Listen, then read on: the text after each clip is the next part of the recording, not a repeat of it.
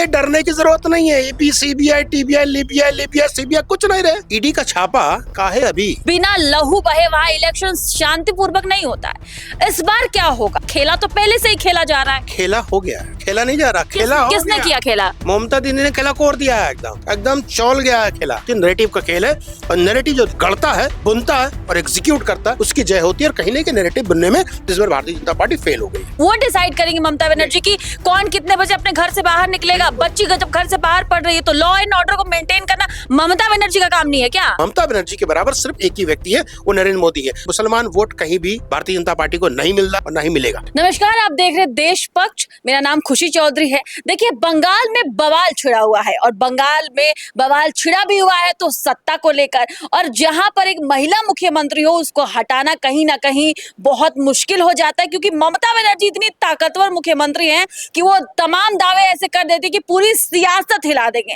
देखिए, 58 लाख वोट कटने से सियासत तो पहले से ही हिली हुई है, लेकिन जिस तरीके से ममता बनर्जी सड़कों पर फाइलें लेकर दौड़ते हुए नजर आ रही हैं, उससे कहीं ना कहीं लोग अब ये सवाल पूछने लगे कि क्या बंगाल में खेला हो वो, और वो खेला कौन करेगा? या ममता बनर्जी पहले से ही खेला करना शुरू कर चुकी हैं, या इस बार अमित शाह कोई रणनीति लाकर भाजपा को वहां पर जिताएंगे, भाजपा की सरकार बनाएंगे? किसकी रणनीति होगी?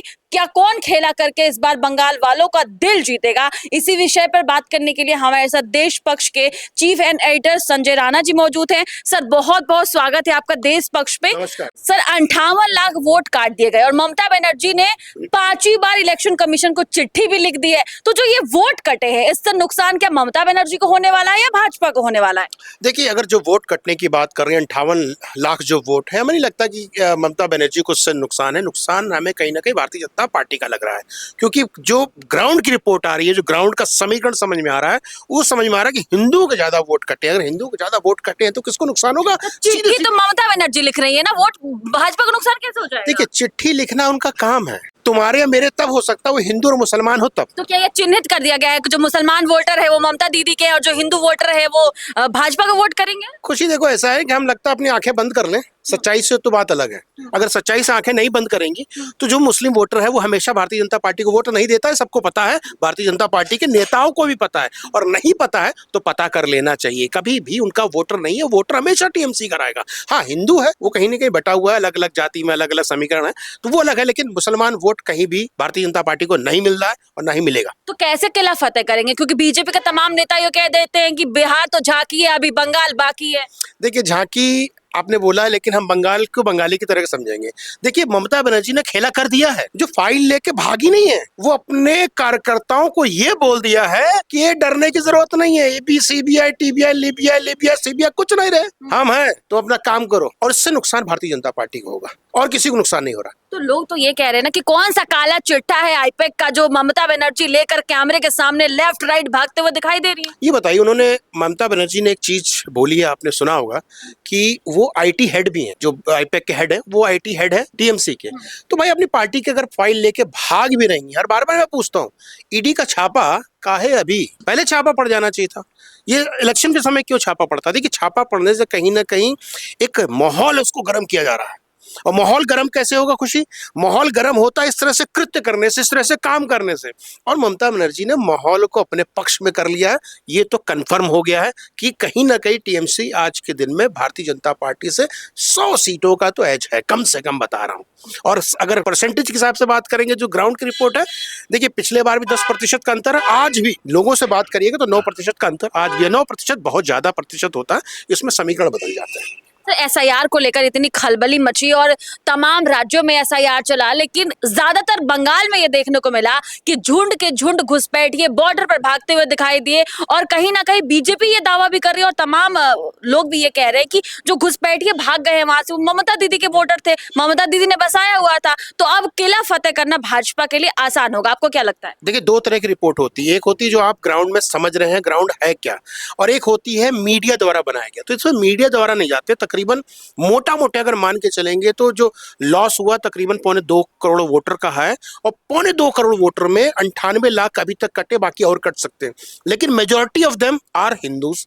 अगर हिंदू है तो किसका है, ये सोचने वाला प्रश्न है। और आप भी जानती हिंदू वोटर किसका होता है और किसको वोट करता है। सर, हिंदुओं के साथ तो नरसंहार होता आया है बंगाल में और अभी भी हो रहा है, तो बंगाल को आपको नहीं लगता बंगाल की दशा और दिशा बदलने की जरूरत है, वहां पे एक अच्छा नेतृत्व तो भाजपा का हो? ये बताइए, अगर दिशा और दशा बदलनी है तो भारतीय जनता पार्टी को उस पर काम करना पड़ेगा। जिस तरह से भारतीय जनता पार्टी काम कर रही थी, अगर उसी तरीके से काम करती तो 40% पिछले बार मिला, तो हो सकता है वो बढ़ सकता था और बड़ा अच्छा कंपटीशन होता।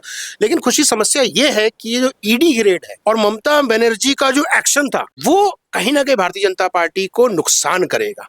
और नो डाउट, अगर आपको लगता है भारतीय जनता पार्टी को कि वहां पे समस्या है, लॉ एंड ऑर्डर की समस्या है या किसी तरह की भी समस्या जो कहीं ना कहीं सरकार गलत कर रही है, तो उनको राष्ट्रपति शासन लगा देना चाहिए। राष्ट्रपति शासन से इनको कुरेज नहीं करना चाहिए था। खुशी, ये कहीं ना कहीं दर्शाता है कि आप कमजोर हो। और कोई भी नैरेटिव, देखिए चुनाव जो होता है, राजनीति जो होती है, नैरेटिव का खेल है, और नैरेटिव जो गढ़ता है, बुनता है और एग्जीक्यूट करता है, उसकी जय होती है। और कहीं ना कहीं नैरेटिव बनने में इस बार भारतीय जनता पार्टी फेल हो गई है। सर, अभी चुनाव आने वाले, हालांकि घोषणा नहीं हुई है, लेकिन अगर देखा जाए तो बंगाल में तमाम दंगे देखे जाते हैं। टीएमसी के गुंडों के नाम से टीएमसी वाले फेमस हैं कि वहां पर हिंदुओं के साथ अत्याचार कर दिया जाता है। मुर्शिदाबाद ले लीजिए और तमाम ऐसे इलाके। क्या आपको ऐसा लगता है कि बंगाल में भाजपा का आना जरूरी है, क्योंकि ममता बनर्जी के कंट्रोल से चीजें बाहर चली जाती है कई बार? देखिए, ऐसा है कि भाजपा का आना जरूरी नहीं होता। ये न्याय प्रणाली जो है, जो हमारा लॉ एंड ऑर्डर है, उसका सुदृढ़ होना बहुत जरूरी होता है, उसको मजबूत होना बहुत जरूरी होता है।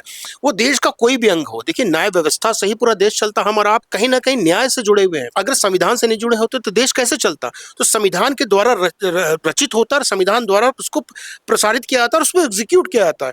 तो ये जो चीजें हैं, मैं नहीं बोलता भाजपा आना चाहिए, लेकिन हाँ, वहां पे पहले शासन रहा जिसका कांग्रेस का देख लीजिए, उसके बाद शासन चाहे वामपंथियों का देख लीजिए, तो वो हमेशा एक चीज बनी हुई है, मार काट, राजनीतिक हत्याएं वहां बहुत ज्यादा होती हैं। जिस तरह की अपोजिशन की पार्टी में, अपोजिशन को बदनाम नहीं करूंगा, जो भी विपक्षी पार्टी है उनके एक राजनीति करने का तरीका है, और वो कहीं ना कहीं फ्री हैंड देते हैं और अपने कार्यकर्ताओं का ख्याल रखते हैं। तो कहीं ना कहीं ऐसी पार्टी का होना, या ऐसे राजनीतिक दल का होना, या ऐसे शासन का होना, या ऐसे सरकार का होना जरूरी है जो न्याय से काम करे, ना कि गुंडागर्दी से।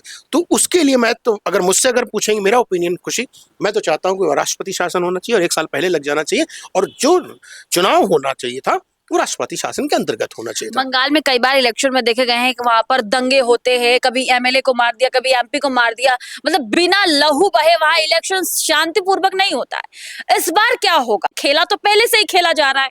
खेला हो गया है, खेला नहीं जा रहा, खेला हो किसने गया। किया खेला? ममता दीदी ने खेला कोर दिया है, एकदम एकदम चौल गया है खेला। देखिए, कार्यकर्ता जब मोटिवेटेड होता है तो कहीं ना कहीं वो जोश शोर से काम करता है, और उनका कार्यकर्ता इस एक्शन के बाद से बहुत मोटिवेटेड है।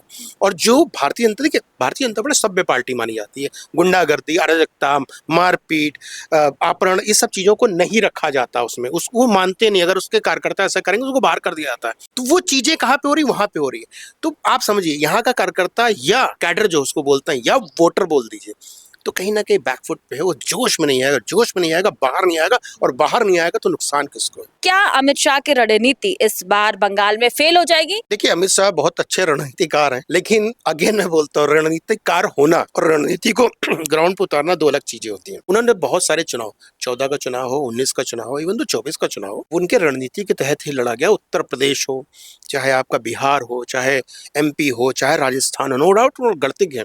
लेकिन जहां पे सशक्त नेता होता, देखिए, आप कमजोर नेतृत्व के सामने आप गणित लगा सकते हो, स्ट्रेटेजी लगा सकते हो, प्लानिंग लगा सकते हो, लेकिन नेता आप का सामने वाला बहुत सुदृढ़ हो, बहुत ताकतवर हो, और सोच में भी उसके साथ अच्छे लोग हों, तो बड़ा मुश्किल हो जाता है। तो कहीं ना कहीं ममता बनर्जी के सामने सारी रणनीति इसलिए फेल हो जाती है कि जिस वोट बैंक के सहारे भारतीय जनता पार्टी राजनीति करती आई है, जब तक अभी तक महिला वोट हो गया, चाहे वो लॉ एंड ऑर्डर हो गया, तो महिला वोटर आज भी बंगाल के अंदर ममता बनर्जी के साथ। महिलाओं के साथ अगर बलात्कार हो जाता है तो अभद्र टिप्पणी करती है कि बच्ची को घर से 10 बजे के बाद बाहर नहीं जाना चाहिए। महिला सेफ्टी को लेकर भी वहां पे सवाल उठाए जाते हैं। नरसंहार होता है, हिंदुओं के साथ तो आवाज नहीं उठाती। कैसे मजबूत है उनका शासन?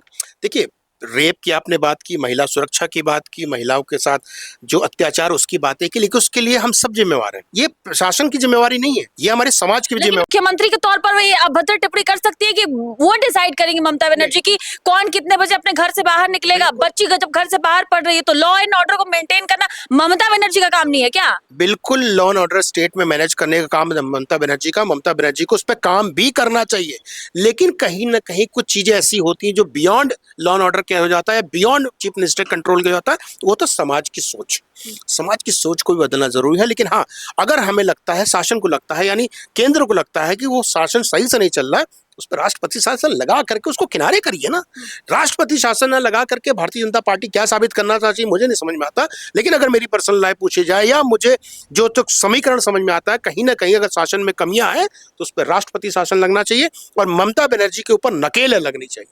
अंतिम सवाल मेरा कि 58 लाख वोट जो कटे हैं, इससे नुकसान किसको है? क्योंकि ममता बनर्जी ने चिट्ठी लिखी है और एकदम देखिए दो चीजें हैं। अगर बिहार के इलेक्शन को समझा जाए तो बहुत लोग कयास लगा रहे थे कि इस बार भाजपा का वहां आना मुश्किल है, नहीं हो सकता। बंगाल में भी यही बात चल रही है। क्या लगता है कुछ ऐसे आसार बन रहे हैं कि भाजपा वापसी करेगी बंगाल में? ऐसा है कि अगर आपको लग रहा था कि बिहार में ऐसे हालात थे कि भाजपा वापस नहीं आएगी तो आपकी गलत समीकरण था, लोगों का गलत समीकरण था। इलेक्शन के 5 महीने पहले तक लग रहा था कंपटीशन टफ होगा आरजेडी वर्सेस एनडीए में, यानी जेडीयू और उसमें। लेकिन जैसे ही पास आया गया चुनाव और जिस हिसाब से राहुल गांधी साहब आए और वोट चोरी का नारा लगा, जिस हिसाब से उनके ऊपर नरेशन सेट हुआ, बोला नैरेटिव का गेम, राजनीति हमेशा नैरेटिव का गेम होती है। जिस नैरेटिव सेट किया गया, जिस तरह से योजनाएं लाई गई, खेला खत्म हो गया था।